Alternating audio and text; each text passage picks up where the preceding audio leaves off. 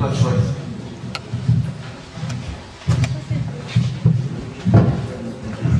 Депутат Швець, Українська об'єднання свобода. Це буде запитання, а не запит. Просили опублікувати в засобах масової інформації про вибори, як пройшли вибори мажоритарщиків. Тому що до мене сусіди дзвонять, питаються, скільки, наприклад, людина, яка йшла по їхньому округу, але не прийшла, взяла голоси, і ця інформація ніде, я шукав по інтернету, ЦВК ніде її немає. Тому прошу її опублікувати в засобах масової інформації і подати на трансляцію. Тільки щоб люди знали. Тільки по мажоритарщикам, щоб знали, хто скільки за кого проголосував. Тоді, пане Павло, ви візьміть на себе таку ініціативу, ту інформацію зібрати і подайте.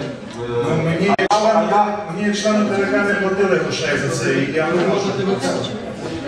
Я прошу вас взяти просто під контроль. А вручення ТВК я дам.